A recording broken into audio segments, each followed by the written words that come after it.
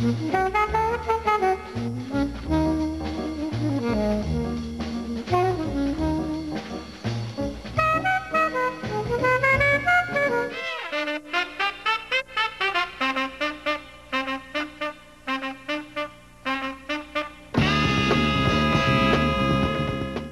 here at the Bronx Museum of the Arts exhibit on hip-hop culture. The exhibit examines the impact of hip-hop culture on urban society.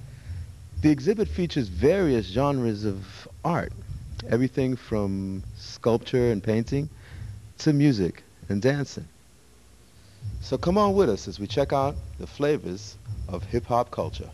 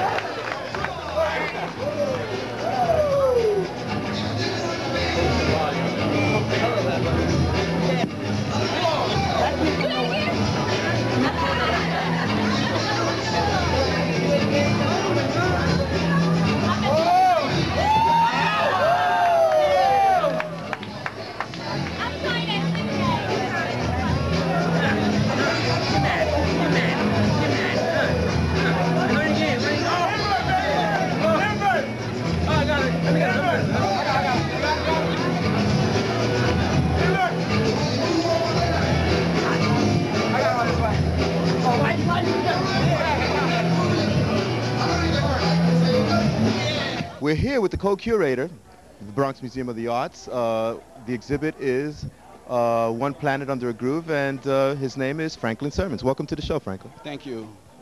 Tell us a little bit about the exhibit. Being in the Bronx, you know, we have a certain resonance with hip-hop from its origins here. And also, I think for us both, it was about putting together a contemporary art show that responded to some of the ideas and some of the sort of formative things that have developed into this global thing that we call hip-hop, starting from the Bronx with a very local kind of thing and taking it outward. So there is this sort of dialogue with the local, the global, and then back again. And I hope that comes across in a lot of the artworks in the show. Well, I think it does. I think once we go inside and look at the exhibits, which you've already had the privilege of seeing, I think you've done a great job. What I wanted to ask you is, how do you go about picking the various artists? Was there anything in particular that you were looking for, any parameters that you wanted filled? Well, basically, I mean, I also work as a writer and a critic, and so I've written about a lot of the artists that are already in the exhibition. And Lydia Yee, my co-curator, working with artists from a museum standpoint, we had a lot of artists in common. So we were interested in that, and we were interested in putting them together and trying to make some sort of a story that went around these great artworks. So the whole process, I mean, of course, it was a lengthy process. We've been working on the show for about 1.5 years, but I think that we saw a lot of studios, and basically that's what you got to do. I guess it's a lot of work, huh? It was a lot of work, but it was fun all the way through. Great job you got. Yeah, well, you know, we got to work on the payment system, but it's all good. Well, we got to hurry because people are going to start coming in here. It's going to be too crazy to get anybody else. We want to thank you for being on. Thank you. And so we're going to look forward to your exhibit and your work in the future. Thanks a lot for supporting us and coming down. Thank you, Franklin. Appreciate it. All right. Thank you. We're here with the other co-curator of the exhibit, One Planet, One Groove. Her name is Lydia Yee. Welcome to the show, Lydia. Thank you. Welcome here. Yeah, we think it's great. We've been looking around and fascinated by it. Tell us a little bit about it. Well, it was a show that was several years in the making, and we really wanted to show that visual artists are part of the hip-hop dialogue. And as you can see, a lot of them, both from the old school and the new school, have really responded to hip-hop in the many kind of facets of the hip-hop culture. How'd you get involved with hip-hop culture here in the Bronx? Well, I'm from Detroit, and Detroit has a lot of similarities with the Bronx. And although the music scene in Detroit is different, there's a lot of kind of parallels between the ways people put music together and sampled and, you know, really invented a music of their own. Well, we really wanted both the old school and the new school to be represented, but we also wanted to look at younger artists who are interested in the 70s and the roots of hip-hop culture to be in dialogue with a lot of the older artists who are actually there in the streets doing the graph or making work very much in dialogue with hip-hop. And I think the kind of intergenerational kind of conversation between the artists is very interesting. And we have a lot of parallels and kind of convergences between artists from very different generations, but because they're speaking about the same kinds of things and concerned about the same kinds of topics, that the show really is like a kind of synthesis of these different perspectives. Hip-hop. Well, I think it's a global thing. I mean, there's artists here from Italy, there's an artist born in Mexico, some from Japan. So the really interesting thing is that they really take hip-hop from hip-hop culture and make something of their own that fits their local context. So obviously the same things produced in New York might not speak to the audience in Tokyo or Johannesburg or somewhere else, but I think the artists are finding ways to make hip-hop relevant to their lives, to their concerns. Yeah, I think they sure are. We want to thank you for sharing some time with us, giving us some insight. And we're going to keep walking around talking to the artists and trying to capture the flavor. Thank you. Thank you. Nice to meet you. All right.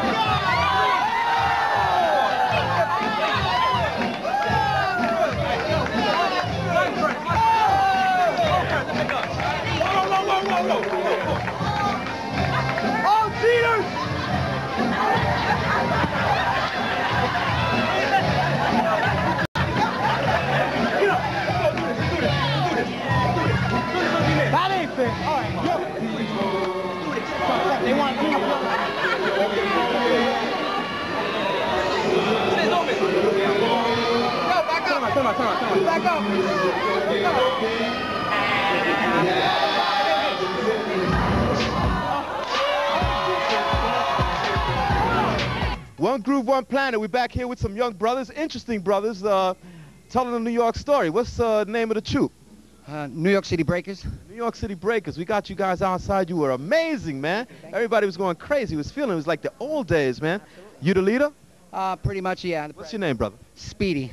Introduce yourselves, guys. Hi, my name is Angie. I'm from Queens. Benny, also known as Theory, from Middletown, New York. Orlando, a.k.a. Omen from Middletown. Brian from Middletown. Michelle from the Bronx. Sarah from Brooklyn. Ray Mysterio from the Bronx. B-Boy Ozone from Rockland, New York. And you guys are keeping a basic part of New York culture alive with the breakdancing, man. Where do you guys practice? Where do you get all those moves from? Well, actually, I've been doing this since 1980. So I'm one of the original, well, pretty much the second foundation of b-boying when it came up. And New York City is like international known throughout the whole world as movies as Beat Street, 16 Candles, a bunch of other things, Graffiti Rock. So New York City Breakers have a name. What we're doing is we're preserving the name of New York City Breakers by recruiting new members. A lot of people think that breaking is something of the past, and it's something well alive, and it's still underground, and it's bigger than ever worldwide.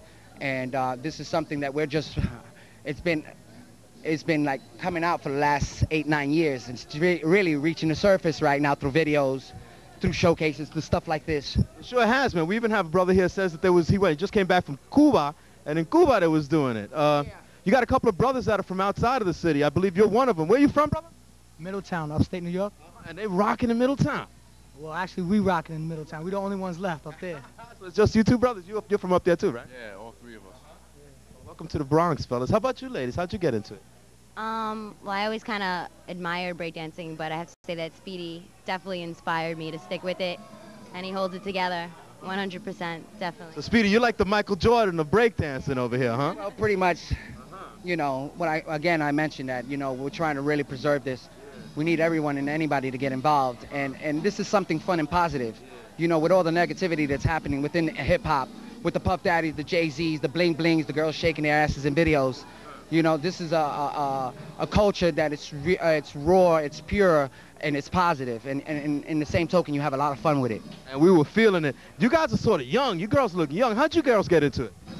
We just got into it. We're learning right now. That's why you didn't see us out there. But I met Speedy randomly, and I've always been into it, so. We get some of the brothers in the back here, man. Tell us, fellas, how you got into the music, man. I started house dancing first. Then I got into breaking. Met up with this brother at a club. That brother right there. Well, part of the hip hop thing, the breakdancing thing is sort of like confrontational, right? Where you put a challenge out to somebody and somebody's supposed to meet your challenge. Tell us a little bit about that, brother. Oh, it's called battering. It's called battle for the best moves. Who has the better moves? Who could do the move better than you? That's what it's called, a battle. The floor. That's what it is. Who owns the floor? Yeah. Like, my circle. Don't come in the circle. You got to earn your respect. Come in my circle. Well, you guys are in pretty good shape, man. Do you guys like practice like yoga or something to get into all that good stuff? Nah, we just try. Just dance. Regular dancing. You gotta work first. Gotta get a job. It's painful. First. It's painful. I guess I shouldn't try that though, right? Don't try this at home, folks, because you got it. These guys know what they're doing. Unless you have Medicaid, you're covered by Medicaid, then you'll be able to do it. You know what I'm saying? Well, thanks for sharing that, brother. But we want to thank you guys for being on our show, man. We think it had a lot of energy and made our night. We felt it. I like to mention that we have a website called www.globalbboy.com. Oh, sorry, www.globalbboy.com. And we hold a lot of events preserving the 4 elements like DJ competitions, b-boy competitions, DJ and graffiti competitions. So if you're interested in getting involved or you want to know more about the culture, about true culture of hip-hop, the real culture, go to www.globalbboy.com. Okay, we're here with 2 of the Upstate brothers, man. We thought it'd be nice to follow up with them. Tell us about what hip-hop represents to you, brother. Freedom of expression in 4 different forms, which is the 4 different elements. Through voice, through body movement, through changing beats, that's DJing, and through artwork. It's all about Style. That's what it is. Creativity. We battle with our minds, you know what I'm saying? There's not a lot of people out there that could control their anger and use this instead of this, you know? Yeah. Well, a lot of people used to associate hip-hop and breakdancing with violence and gang banging. That's not it at all, is it? No matter where you go, violence is going to strike you, you know? No matter where. We just try to not to be involved with that. That's why we like dancing and getting something that we love to do in our own style. You were saying something about it going global, man. Tell us about that. It's been global. As long as you got a mind and as long as you're creative, anybody can do breaking. You know what I'm saying? You don't got to roll on the floor to break dance. It's all in the heart and in the expression of yourself, you know? So your style might be different because you express yourself different. As long as we all appreciate each other, you know what I'm saying? It's really deep. It's deeper than people think. They think it's just artwork, it's just music. It's life. It's a way of life. It's not a it's a culture, you know what I'm saying? Some people don't have what, you know, some people all they have is dancing. Yeah. Like down in the city, to stay out of trouble, you know, some people would use breakdancing as a way to like release themselves. We're from upstate, so it's not the same situation. But we're still in violence, so regardless, you know, we're still in trouble. It's just that it's more of a choice to represent our creativity, not by force, because, you know, we're lucky that we live in a good neighborhood, you know what I'm saying? But for those of the people who don't live in a good neighborhood, we give them even more respect for choosing the right way on their own and going towards hip-hop.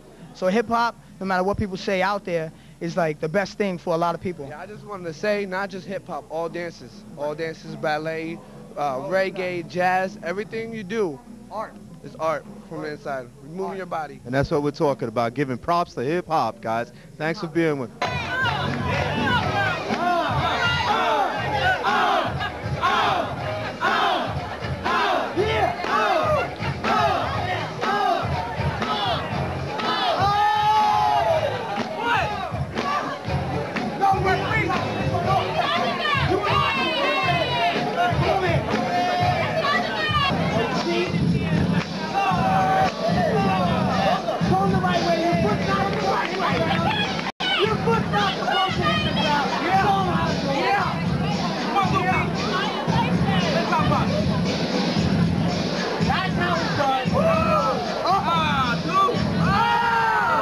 Okay, we're here with Dennis Vermeulen, and Dennis is the gentleman who's in charge of designing the exhibit here at One Planet, One Groove. Welcome to the show, Dennis. Thank you very much. Tell us a little bit about your technique here. What were you going for in terms of design? Well, the first thing I got to say is that Franklin and Lydia, who curated the show, they chose, I think, some great work to work with. And I got called in by them when they kind of gotten a basis for what they wanted in the show. And then you have what's in some ways a really unique space, and we try to make it kind of lively with the work. I think it's that was the project to begin with, and that's where we started from. So we'd sit down and talk about what kind of things we wanted to do, what kind of materials, what kind of look, and we started from there. I've been living in New York. I'm a city kid now. I've been living in New York for about 12 years, but I grew up in the country out in a town called Trumansburg, New York. It's out near Ithaca, central New York, about 5 hours driving from here, a little town. Now, I guess that's your question. What's a country boy doing here in hip-hop in the city? But that's the thing about this exhibition. I think the time we live in now, that's really important. And working with Franklin and Lydia, I think we all kind of got this feeling that the times they've changed a little bit. Hip-hop, in this exhibition itself, there's artists from all over the world, white, black, Hispanic. There's all kinds of people making art that has to do with hip-hop. And so hip-hop, in a way, it's transcended everything. It's transcended the city, it's transcended a race, and it's become a kind of universal language that everybody can kind of get into. And I guess the nice thing about working on this show and working with Lydia and working with Franklin and the Bronx Museum was that, you know, there's not these barriers anymore for like what kind of person you are, what your background is. It's what you want to do and what you know, what you want to say. And if you can work with people and kind of come up with the language and get into it, then that's what you do. You get into it, and that's what we did here. And it's opened up in maybe the last 10 years, maybe, you know, even more than that, where you have everything. You have, let's think about it, you have rappers, you know, white rappers and African American rappers, and, you know, artists, the same thing. So in this exhibition, I think you see just a whole span of cultures and times. So we have a German artist who's doing these graffiti pieces on the wall. Again, I'm proud of our New York people and New York zone putting the work out too. But it's a worldview. It's everybody now. It certainly is.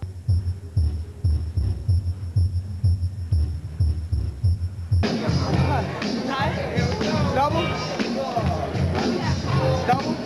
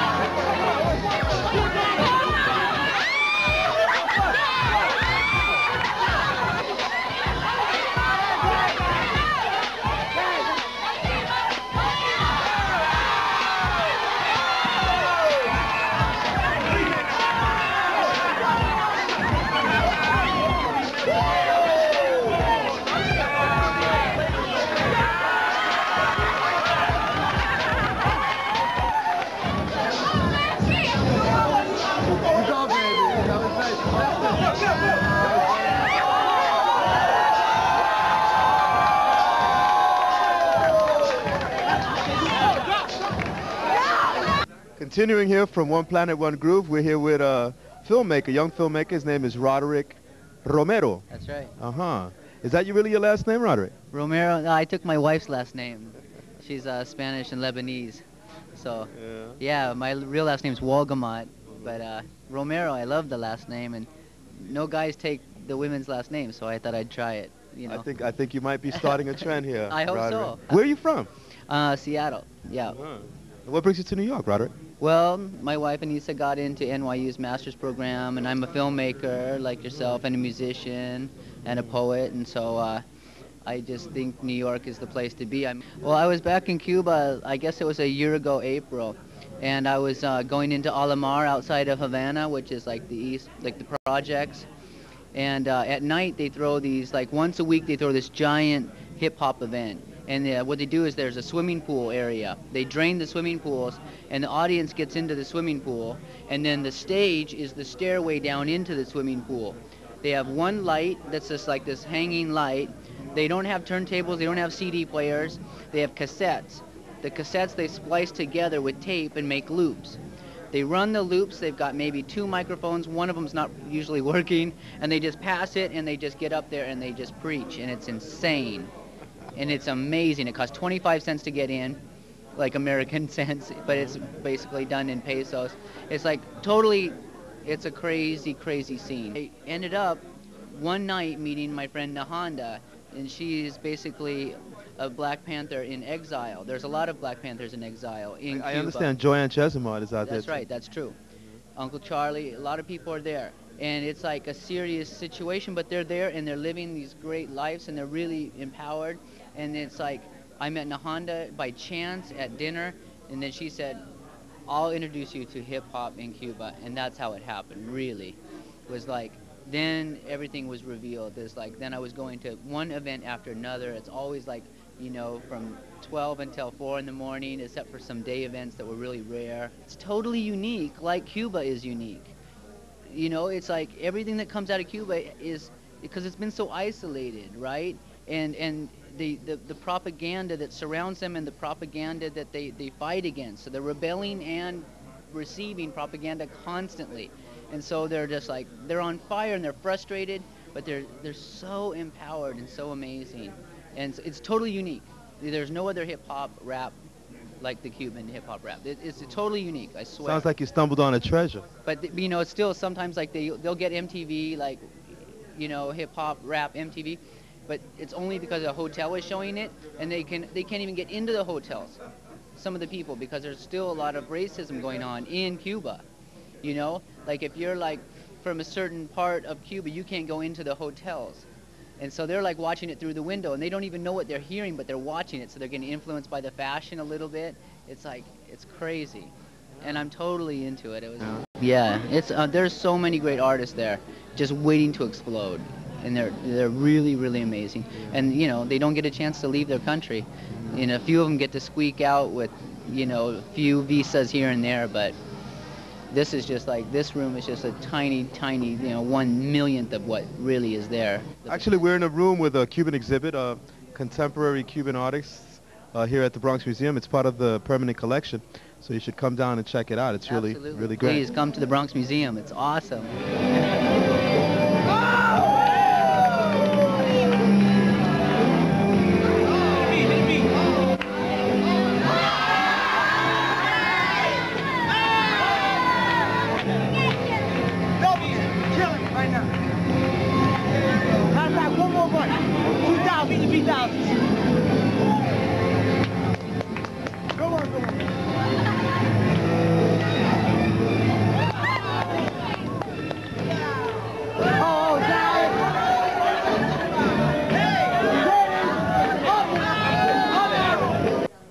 We're here with Pablo Herrera, promoter, artist, entrepreneur. Well, describe yourself, brother.